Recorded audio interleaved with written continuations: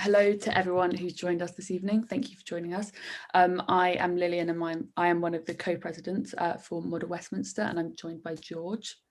Hi, I am the Academic Events Manager for Model Westminster.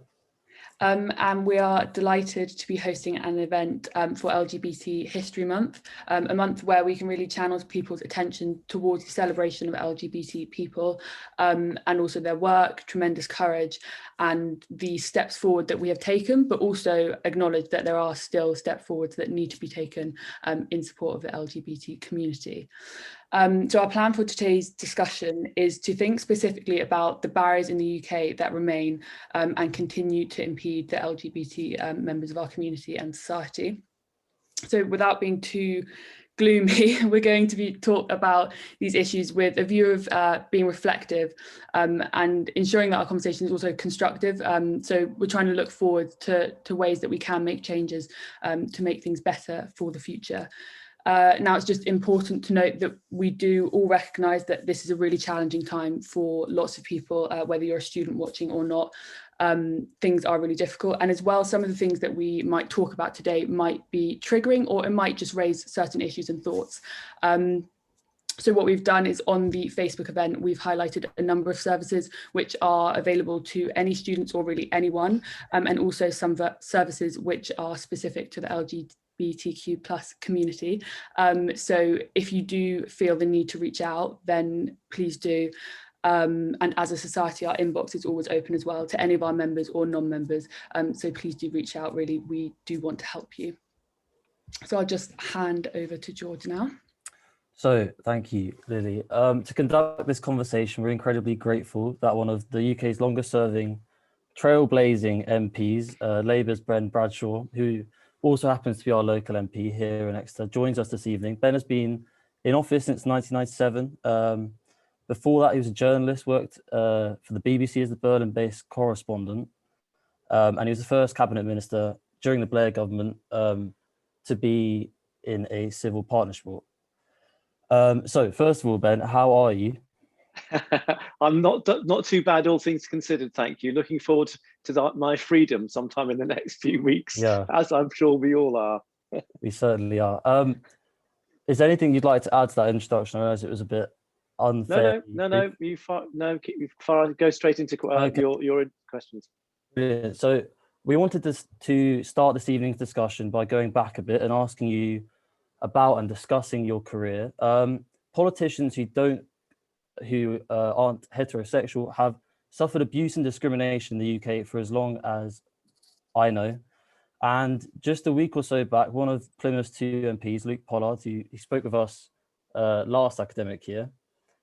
He's a Labour and Cooperative MP, and he was sadly the victim of some homophobic abuse in relation to a tweet he posted for Valentine's Day. Ben, you became an MP, as I said, in 1997, the landslide Blair victory.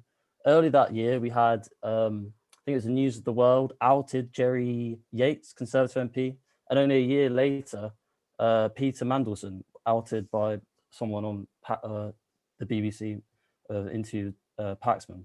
So I'm wondering, upon entering politics, did you have concerns over whether your sexuality would negatively affect your political career and its prospects? I think I probably had some concerns. I was very fortunate in that I'd come out for my generation fairly early and fairly easily and straightforwardly. I'd had a very supportive family and group of friends. I'd also been in a long-term relationship from my late teens. Not my current relationship, but that my kind of first long-term relationship. And I'd worked and lived as a foreign correspondent with my then partner, had a very supportive employer in the BBC and so forth.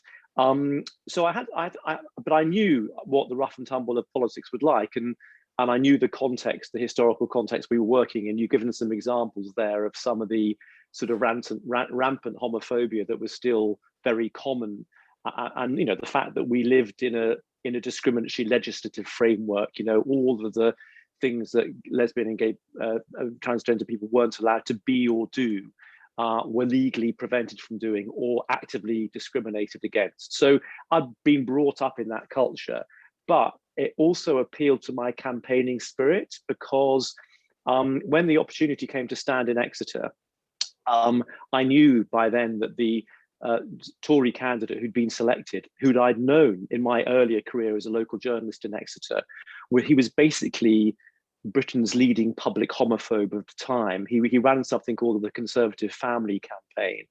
And whenever the tabloid press wanted some horrible quote about AIDS or gay people, they'd go to Dr. Adrian Rogers. Believe it or not, he was also a local GP.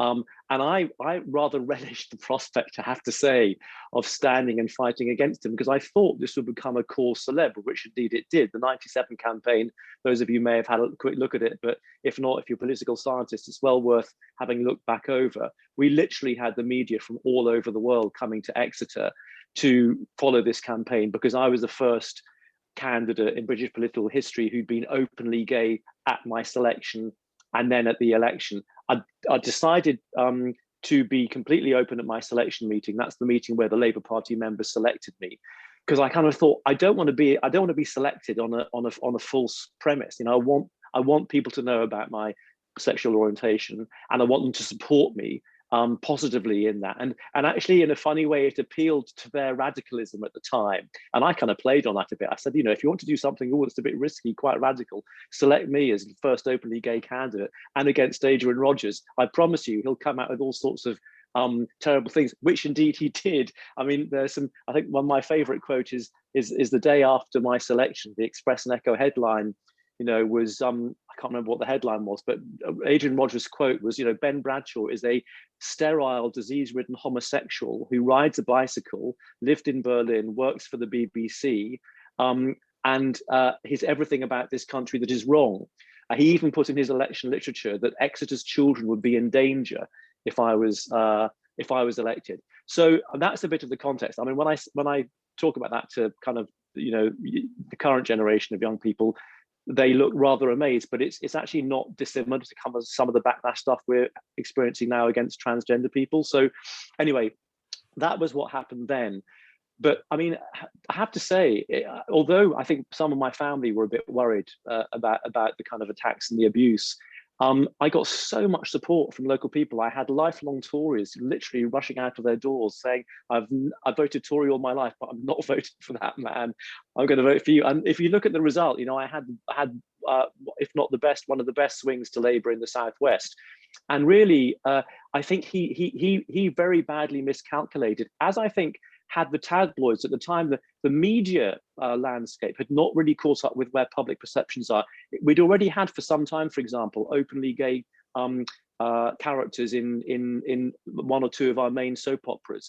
And a lot of people knew gay people or had gay people in their family. So they didn't share this kind of this hatred and suspicion and antipathy towards them. So yeah, I mean, in a way, it was a cause that was whose time was right. But yes, it was still a battle. And then, of course, we had the battle to get to sweep away all the discriminatory legislation from the statute book under the Labour government and introduce more legislation on civil partnerships and so forth. So it was both a challenging but incredibly exciting time to have been involved. And I wouldn't turn the clock back in any way. Well, I had no idea actually about your predecessor, if I'm honest. Do you think if you could speak to yourself back in 1997 and explain what would happen in the following 20 odd years, what would you think your reaction would have been with regards to social progress? I think I would have been amazed at how much would change, how quickly. Because I mean, although one of the reasons I was in the Labour Party and not in the Tory Party was because Labour basically had a kind of better record on equality generally and on LGBT issues in particular. There was an openly gay MP, the first openly gay MP, Chris Smith, but I had no real expectation as to how fundamentally that Blair government in between 1997 and 2005 basically would act. And because we were so cautious and so careful in the run up to 1997 because we hadn't won an election for 18 years. We didn't want to say anything that could possibly unsettle people. But actually, when we got into office, I mean, we did have pledges on ending the unequal age of consent and so forth, but they were very generally called, equality for lesbian and gay people. But actually, once we got into power, and particularly after we won our second term with as big a majority,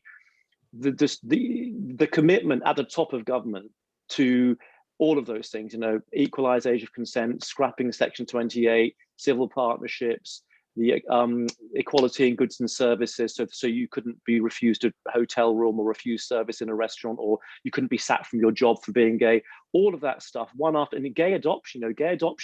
I mean, and we had a lot of very close votes, because most of the Tories still voted against all this stuff. And in the Lords, we had to use the Parliament Act to get stuff through the Lords, which is very rare, because the Lords just kept blocking a lot of this legislation. And I was just, I think so.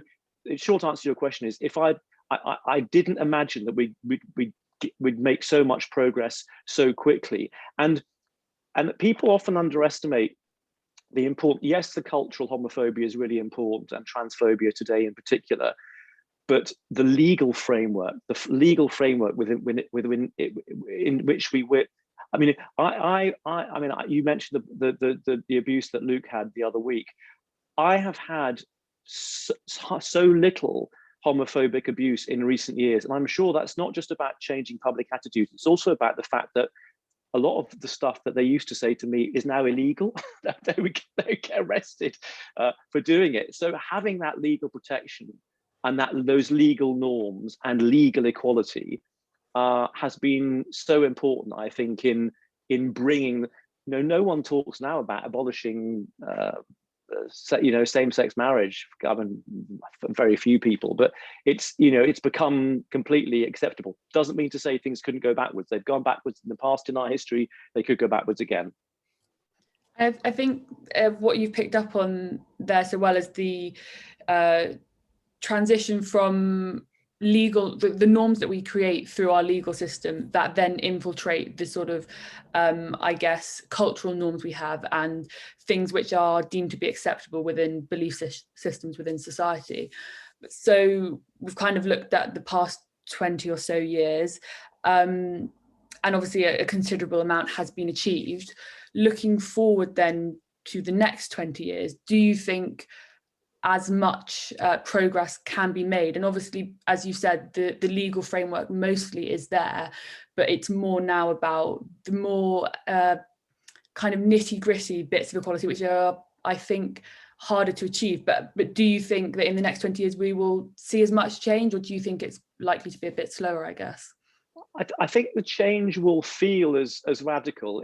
It won't be as sort of all-encompassing. But for example, we still have real problems in most of our faith communities. I mean, I'm a member of the Church of England and the member of the lesbian and gay Christian movement. And the Church of England's position on human sexuality is terrible. And none of the other, very well, one or two of the faith communities are a bit better, but the liberal Jews and the United Reformed Church, but most of the rest of them still have terrible attitudes. Young people who are growing up with these attitudes in their homes are still having real difficulty. There's still a real problem of young, we saw it all in It's a Sin, didn't we? But there's still a problem of young people in many of our communities being ostracized, or even worse, by their families when they come out. So there's still a lot of work to do on attitudes, and I think there's still a big challenge. I mean, if anything, it feels to me as if under this government we're going back on transgender, with the Gender Recognition Act and with the backlash against transgender, and campaigns like the one being run. I mean, I don't know how if you guys see it, but I mean, I read for my sins, I read the Times most days, and they are really campaigning out and out against trans rights and trans equality, and against so-called wokeism, whatever that is supposed to mean. So yeah, we've got a fight on our hands. It reminds me very much actually about the backlash that there was in the 1970s when the kind of the gay liberation movement first started up, with the Stonewall riots and so forth, and the decriminalization of homosexuality in this country. we saw a big backlash among the kind of family values, right-wing, tabloid, some faith groups, Mary Whitehouse Brigade. She was a sort of moral majority person. I feel as if we're having the same now with trans issues. So we've got similar challenges, and I think the advances that we make over the next few years are just as important for those people who are affected and concerned. Yeah. On the Gender Recognition Act that was reformed last year, you were talking about linear progress. Perhaps that's a light of linear progress in amidst some of the regression that we've seen over the last 6 or so years, really. I wanted to get your opinions on that and perhaps explain a little about that to people who perhaps didn't know what the reform, I think it was in October last year.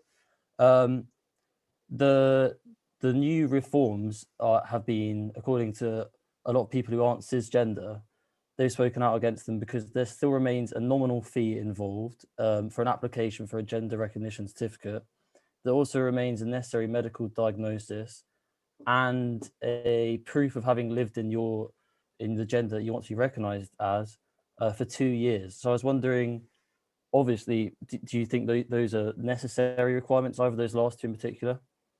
No, and actually the government has backtracked on an earlier commitment that it gave to implement the recommendations of the Equality Select Committee on self-declaration. And I'm afraid that under Liz Truss's stewardship and the current Equalities Minister, whose name I've forgotten, we're going backwards on this. I mean, it seems to me that there is a battle going on the Tory party, because we've got a lot of allies, believe it or not, among some Tories, but there's a battle going on in the Tory party about trying to use these so-called cultural wars, a bit like the Republicans in the States tried to against Joe Biden. But there's a feeling some Tories believe that they can bash Labour and the other opposition parties using these cultural issues. So I think we've gone backwards on the Gender Recognition Act and the reforms that were supposed to happen to it. And also, I mean, the thing that is not talked about enough, in my view, is medical support, counselling, and psychotherapy support for young people. I mean, my husband has a godchild who transitioned, and there's a lot, people go through a lot, and they were fortunate enough in that they could pay for his operation and therapy and counselling. But for a lot of people, that's just not an option, and the waiting times are horrific. And people are dying. I mean, young people are dying. It's a very, very vulnerable time, your teenage years and later teenage years. And the provision of gender reassignment therapy or treatment, or even just a consultation is so poor that it's that for me, in a way, is almost more important, because it's an immediate problem that is resulting in real human casualties, than the arguments, important as they are, about the future legal framework. I think what you've picked up on there is really, really interesting, and the discourse surrounding transgender people, in particular young transgender people, is I think currently in current sort of media quite dangerous, the way that it's spoken about, as if anyone can sort of turn up to the doctor and say something and it happens like that, when in reality there is a real mistreatment of these young people, if they even manage to get to the point of having a doctor's appointment, because obviously you've got parents and family systems to go through as well. And then even when you get into the medical system, things take a long time, and there is a massive lack of support. Just a few weeks ago, there was someone speaking on Radio 4 about how it is apparently too easy for young people to go through transitions, which I think anyone who has done any level of reading or knows of someone who's been in that position would categorically disagree with. I was just wondering on that, to kind of try and bring it to a question. People didn't come to this event to listen to me talk. What do you think can be done around the rhetoric and the discourse, in particular for transgender young people? Because I think that transgender people in general across all ages is an area which needs to be focused on, but for young people who are dealing with lots of different things, as well as gender identity, what do you think can be done to try and make that discourse a little bit more progressive, I guess, and beneficial? Well, obviously sessions like this, but I get the impression that your generation is much further ahead and better on this area than older generations. So, you know, you need to campaign with each other and together. There are some very good campaigning organizations. Mermaids, which is the sort of family organization supporting transgender young people, are a wonderful advocacy and campaigning group. You know, use your elected representatives.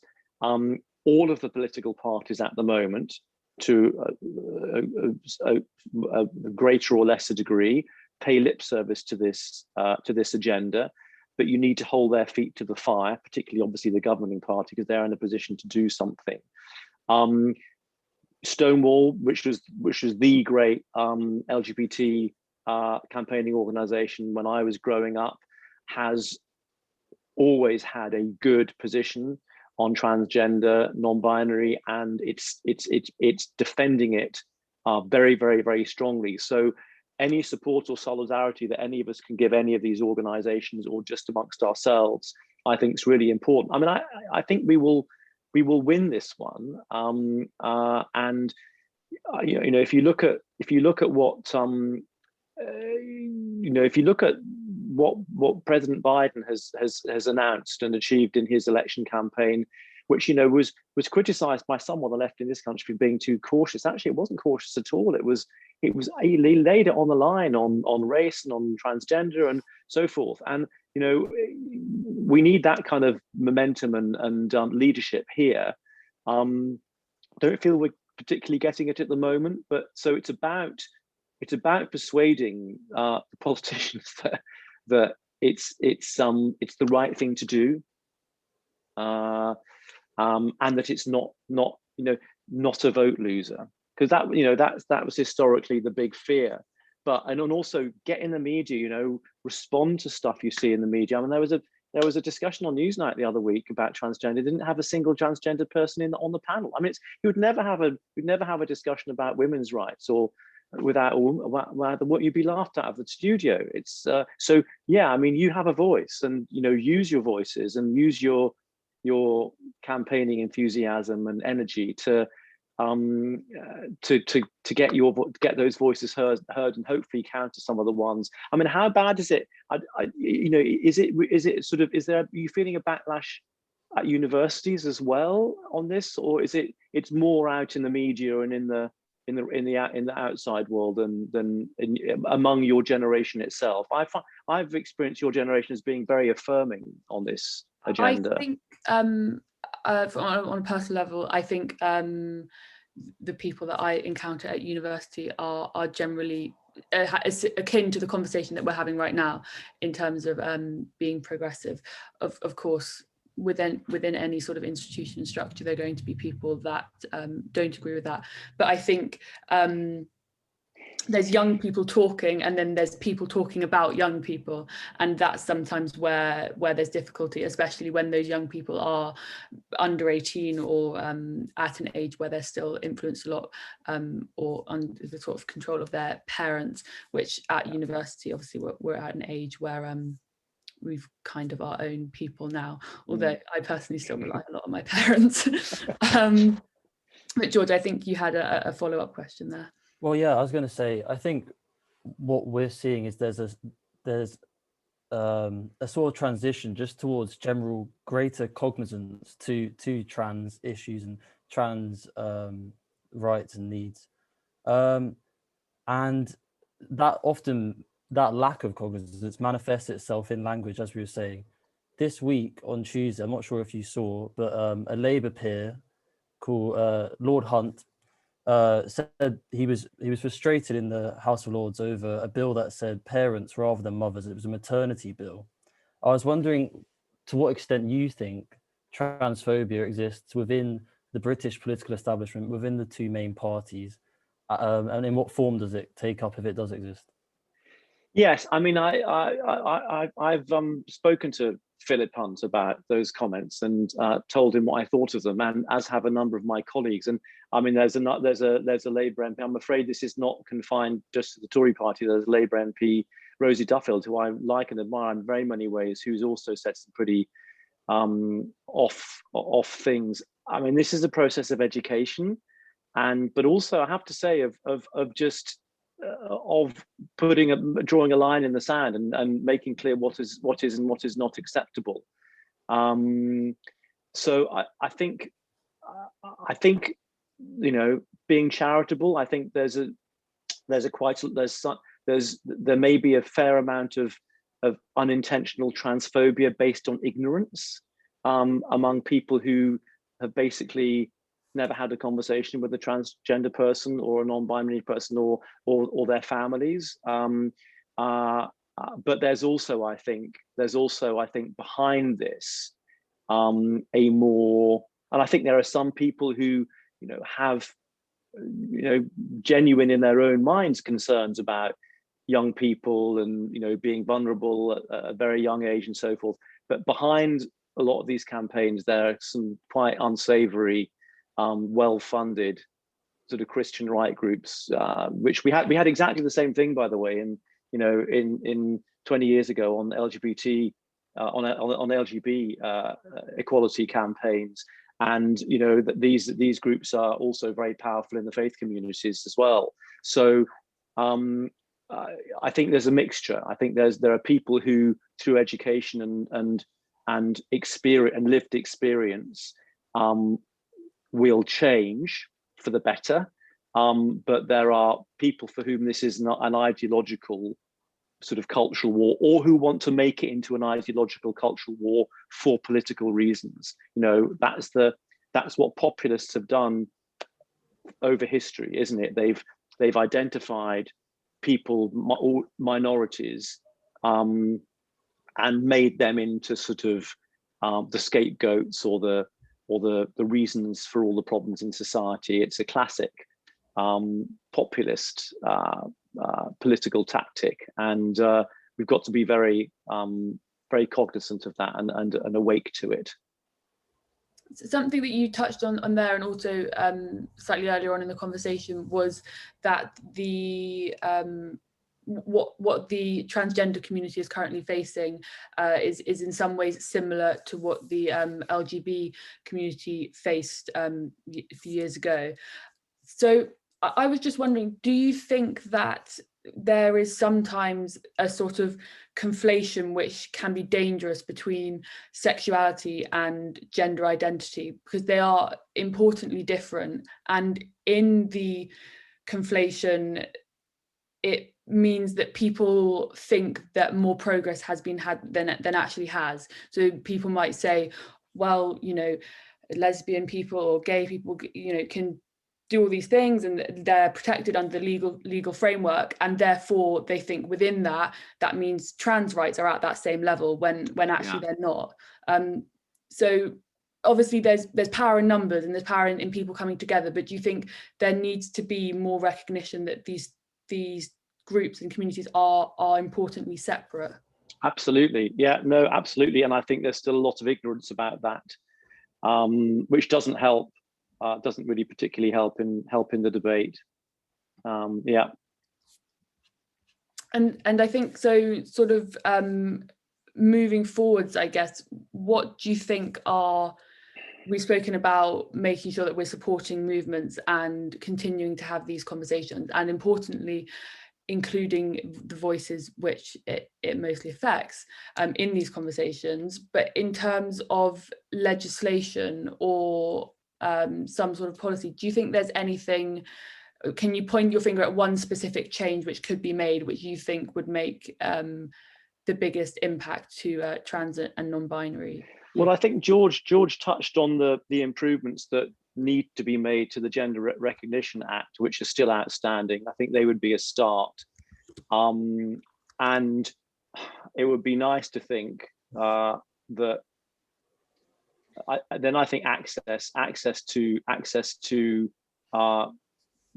adequate medical and counselling services particularly for young trans people, I think would be the other thing that would be make the most difference in the short term. I mean, you know, very happy to hear your views and the views of the others participating tonight. If you've got other suggestions or ideas, if not now, if you want to email me, you know, in private, that would be incredibly valuable, because in a way it's the lived experience of your generation which is most helpful and interesting. I mean, we've had this experience in my own family with my husband's godson, but which has taught me a lot.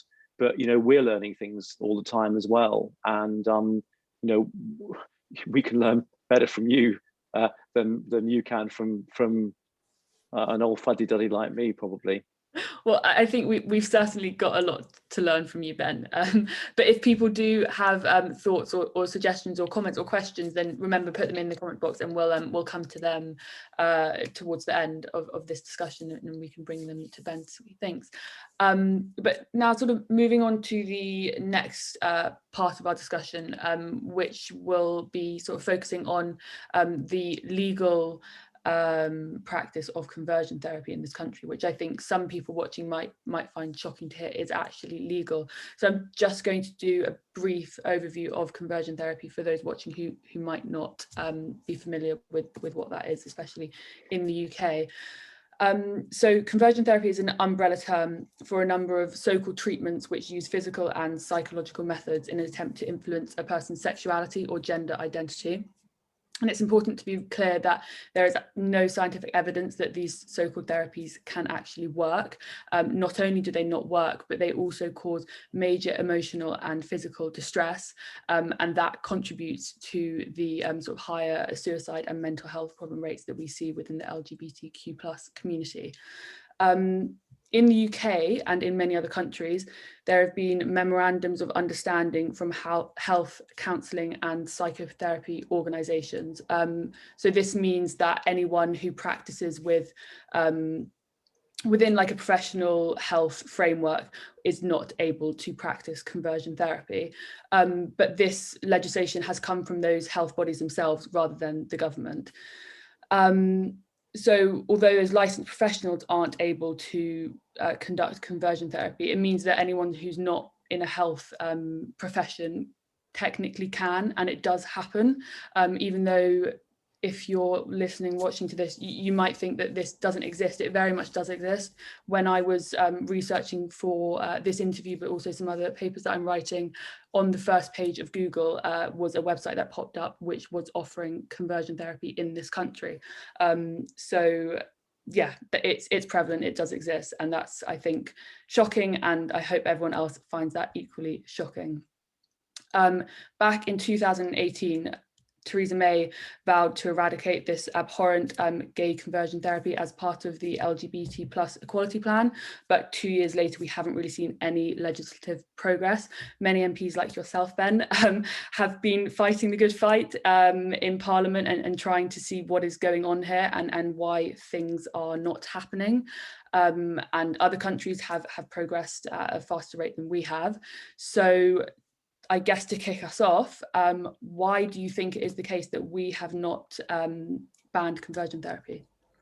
Boris Johnson is a simple answer to that, I'm afraid. I just don't think he's got any interest in this as an issue or sees it as a priority. Whatever you thought of Theresa May, she was quite good on equality stuff, on this kind of equality stuff. You know, not necessarily very good on economic equality stuff, but and I just think the momentum has been lost since he took over. Yeah, I mean, there's no other explanation for it, because the government's not doing well. The COVID pandemic is obviously taking up a lot of bandwidth for the government, but in terms of legislation, there's very little, if no legislation going through either houses at the moment. So there would be nothing to stop them legislating. They keep using the excuse that they haven't done the research or haven't finished the research and don't have the data yet, but they've had 2 years to do this. And I know from a meeting that I had with the government's own equality advisor at civil service level, that they had the data they needed, and it was absolutely categorical, as you said. And there are other very simple legal frameworks that we could adopt from other countries and just implement just like that. So it's a matter of will. On the plus side, this is one area where kind of virtually everyone agrees. I mean, even the Church of England General Synod passed a very good motion on this last year, pushed by a woman I'm involved with, her organisation, whose primary aim is to ban conversion therapy, because it is something that predominantly exists within faith communities, and it tends to be the kind of slightly cookie sort of faith communities rather than the mainstream ones. So yeah, I mean, it's unacceptable that it hasn't happened, and like, as on the transgender stuff, we just got to reapply and keep applying the pressure. I saw Alicia Kearns, Tory MP for Rutland and Melton, was speaking about it this month, I believe. She was reaffirming the Conservatives' pledge. Do you think that within the Conservative Party there's enough conviction on the matter to accelerate this process if Boris Johnson has little interest in it? Well, reaffirming a pledge is one thing, but actually doing it is another. Yeah. It's not that complicated or difficult. So if it is supported widely, which I think it very much is, and it's not very difficult to pass, why do you think it's not happening? Because it can't just be will, because there are other frameworks put in place which we could quite easily use. So do you think there's a genuine worry that it would lose votes for the Conservative Party, or I can't think of another reason?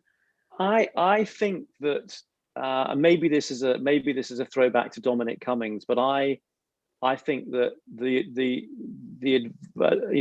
advisors that Johnson had around him, certainly, and maybe doesn't have any more, but those he had around him didn't see any. Not only did they not see any political value for the Tories in pursuing these reforms, but they saw an opportunity in actually using these issues, as I said before, as something that they could use against their opponents in fighting a cultural war. Force Keir Starmer onto the defensive on transgender rights or on conversion therapy. Why is the Labour Party constantly going on about this? It's not what most people, that kind of thing. And I just don't think, unless you have number 10 behind something like this, pushing it, saying, asking for updates, asking for progress reports. From my own experience, that's how things happen. And the civil servants of the departments will be very, very, very, very stretched at the moment. We've not only had COVID, we've also had Brexit, which is, as I'm sure you're aware, put incredible strain across government on all government departments. But so you can see that as a reason for example, for not yet having done what they promised on social care reform, because that's a massive piece of work, policy work and legislation. This is tiny, and it would take one parliamentary draftsman to draft the legislation, and for the government to find parliamentary time to put it through. It wouldn't need very long at all, because it would I would imagine, get cross-party support. So I think it's simply a matter of political will, and which is why we just have to keep up the pressure. Yeah, definitely agree. And there are lots of movements and organisations which are really continually fighting for this and putting pressure on the government, which I'm sure you've been in touch with a number of them. And so, something which I've sort of thought about when reading about conversion therapy and trying to, again, sort of understand why we're not seeing progress on something which is so simple. You copy and paste legislation from another country. It's not that difficult. But I was sort of thinking that, of course, a lot of people will think, okay, well, it's not very prevalent in this country, so why put the resources into it? But I think, and I wonder if you agree with this, and please say if you don't, that banning conversion therapy is important in and of itself as a piece of legislation, but actually it symbolizes a lot more than that, which is that fundamentally we don't think that any gender identity or sexuality is less than another. Whilst it's not banned, you're both saying that it's possible to change someone's sexuality or gender identity, and saying that you should change people's sexuality and gender identity. So I guess, do you think that it actually is a very symbolic piece of policy which means a lot more than just what it says? It's incredibly symbolic, because I mean, it's not that long ago that being gay was considered to be a medical or psychological disorder by the medical establishment, and in my time in Parliament, I've lost count of the number of times in debates, that where MPs have referred to the lifestyle choice of being gay. It's like, so yes, absolutely, and this is the sort of final little bit of winning that battle, is to outlaw this practice which treats gender identity as some sort of thing that you can be cured of or converted from.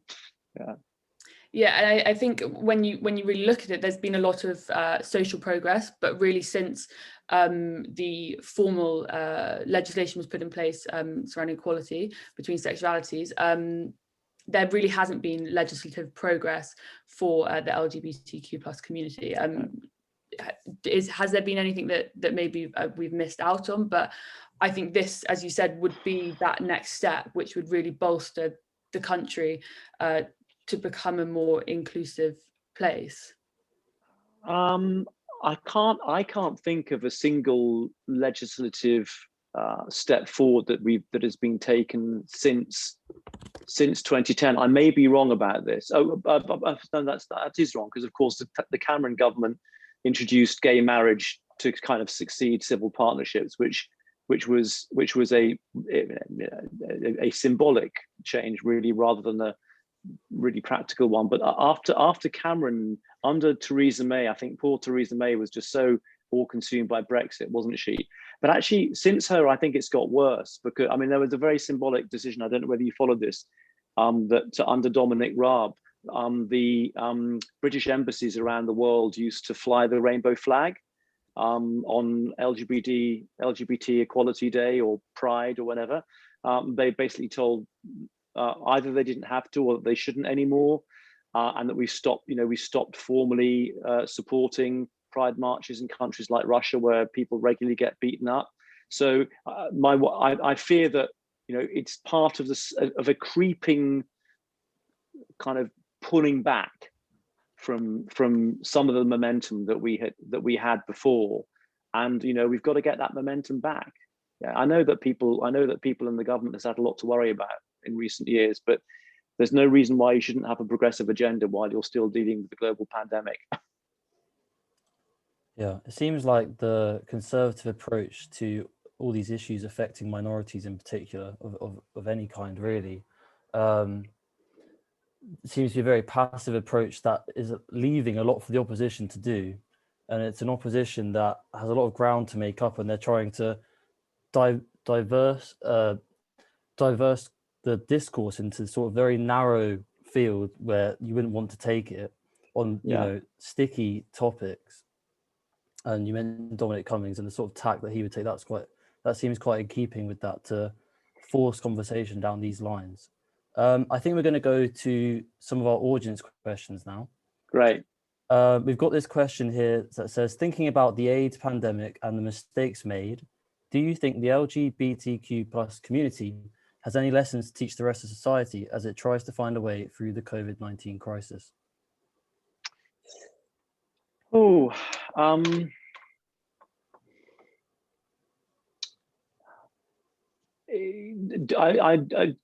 slightly difficult for me to answer that question, because I'm not quite sure whether the questioner means the mistakes made in the government's response to the AIDS pandemic in terms of its speed of response and the way it responded or didn't respond at all to start with, of course, And I think, and there are parallels obviously now, of course, because HIV patients are classified as vulnerable, and we had a good win this week where HIV patients, where the government said that HIV positive people did not have to declare their status when going to have a test or a vaccination. So that's a good thing, but they should never have had to do that in the first place. I think the wider lesson around if there are parallels to be drawn, is COVID has exposed huge health inequalities in this country. The differential in terms of infections and deaths has been huge, and it's been, we've historically had pretty bad health inequalities in this country, but they were getting better for a long time. For the last 2 years, they've been going back into reverse. And I think one of the things that will come out in the wash when there's the public inquiry into the COVID pandemic will be how little was done to protect and address the particular needs of certain minorities who have suffered disproportionately from the pandemic. And there's a similar parallel here with HIV, because Black African women, for example, are significantly represented these days in the level of HIV positive numbers in the country, but they're hardly ever spoken about and hardly ever represented. So yeah, there are a few lessons and parallels that we should learn. Whether we have is another matter. I guess we can take some solace in the fact that the conversations are happening, hopefully more, and more people are aware of these things, even if they're not learning lessons. It's in their mind, and maybe will sort of proliferate into lessons at some point.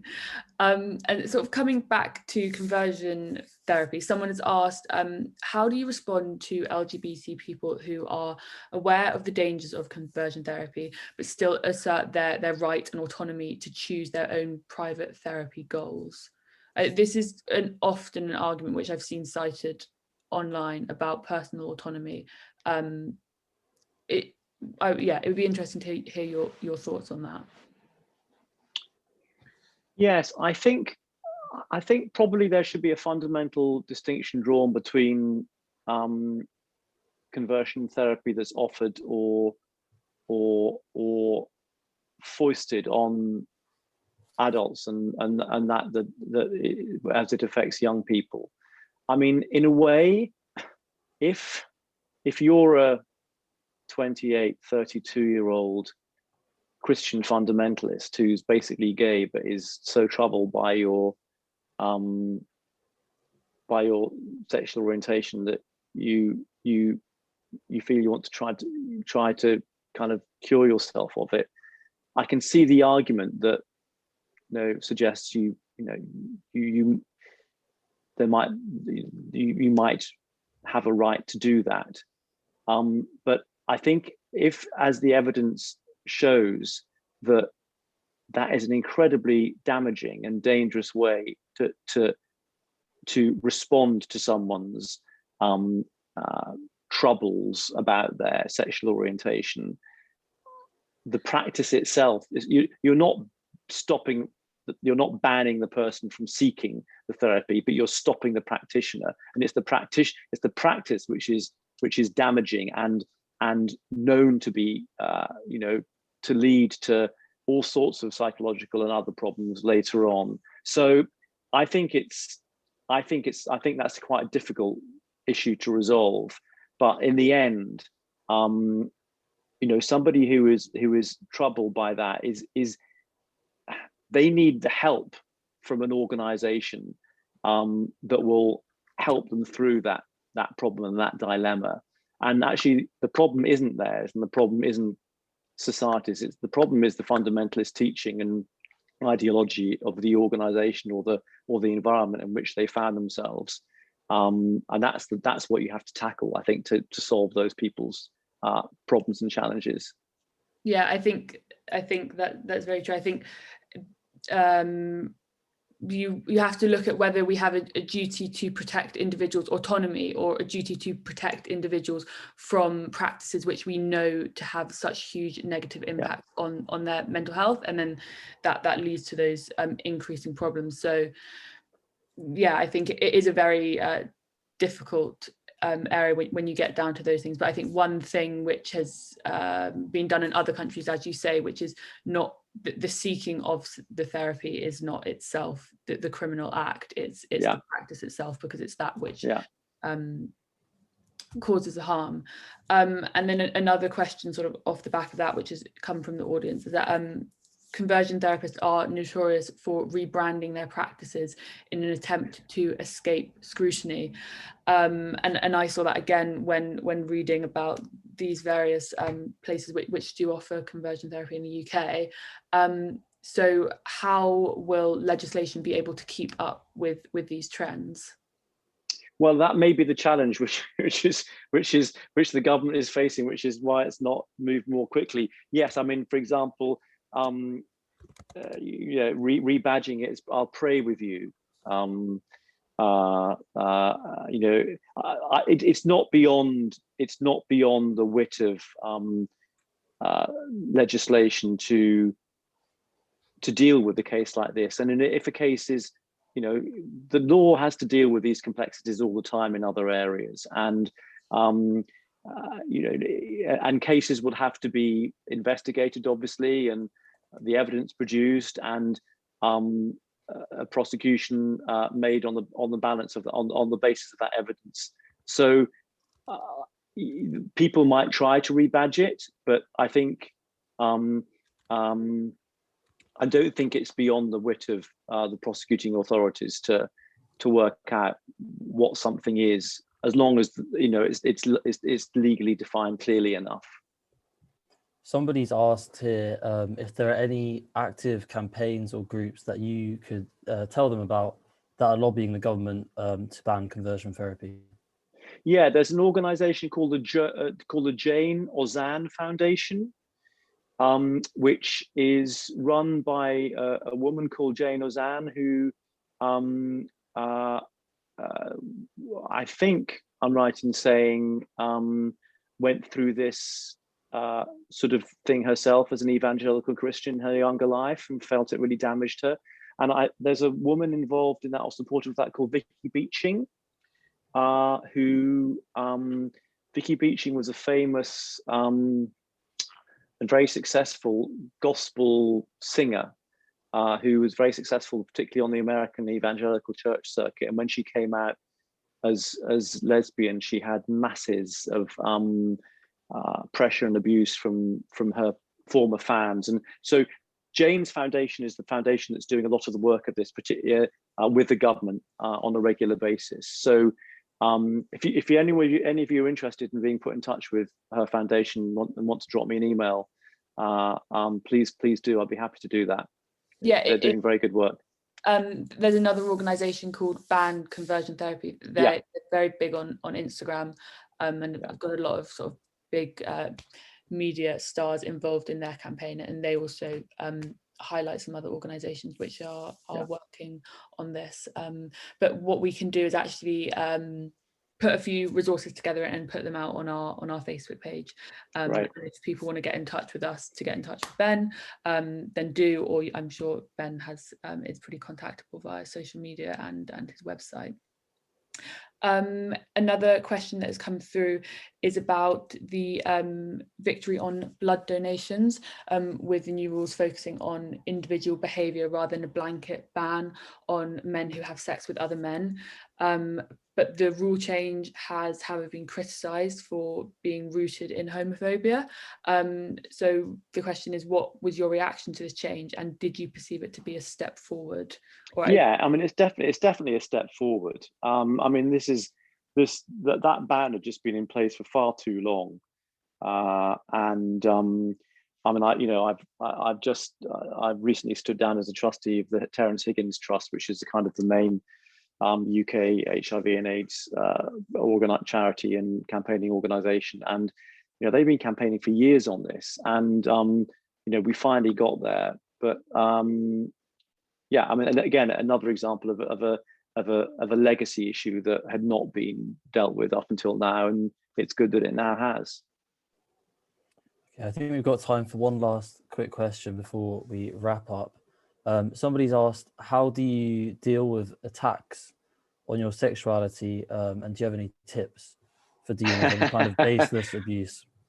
Yeah, I mean, it's interesting because as I was saying kind of earlier on in this session, after the 97 election campaign in Exeter, I suppose for a few years after that, I had very few isolated number of incidents. I think I can honestly say, though, that the number of incidents, for example, in Exeter out and about, because I'm out and about in Exeter a lot in normal times, not during COVID, and often quite late at night. The number of incidents I can count where anyone has said anything remotely hostile or unfriendly with a homophobic content was I can count on the fingers of one hand. I really can, and that has completely stopped. Maybe it's just because I'm getting older, people. So it's just, I mean, you know, I got quite a lot of correspondence in the early years, homophobic correspondence from people. That also dried up, and I think that dried up partly because it just became not socially acceptable anymore, but also quite a lot of it became illegal. So yeah, it's not, and actually most of the, I mean, I get comments from young people in Exeter, particularly if you've had a few drinks on a Friday or Saturday night, because they all know who I am, and they might say something like, "Oh, you're the gay MP, aren't you?" And I say yes. And I say, "Well, you've got a boyfriend?" I said yes. But it's friendly. They kind of want to know. And if Neil's with me, they'll start chatting with him. So it's not it's not something that I have actually faced in a big way in the recent past. And it's so it. But I have to say, what of it did exist was massively, compensated for by the letters I received, which I've kept over the years, particularly in the early days after the 97 election, particularly from young people who were struggling with their sexual orientation and having a really hard time coming out or deciding whether to come out or not, and for whom having an openly gay politician who kind of wasn't scary in any way to like their parents or family, because I was put a suit on and sounded nice, and I also along with the other lesbian and gay MPs, we often didn't lead the charge in the Commons, for example, on the age of consent and on some of the other legislation. I mean, I remember the Daily Mail did a headline once, because they rang round us all about the age of consent, and I deliberately said, I'm not giving you a quote. You go to my Labour colleague who's sponsoring the bill, who is a happily married heterosexual middle-aged woman, and get the quote from her. One of my gay colleagues gave them the quote, and their headline on the front page was "Gay MPs demand sex at 16." It's like, so you have to know how the media works, or you had to back then. It doesn't matter so much anymore. So we often stood back from fronting these campaigns, knowing that it was more powerful that the people leading the charge on the various bills were couldn't have been accused of having a self-interest in the topic, to put it crudely. Well, thank you very much for everything you said this evening. I think we're going to wrap up now, but I've found so much of what you said really interesting, and your journey as an MP really inspirational. I'm sure people who are hearing it tonight for the first time share those views. So thank you very much.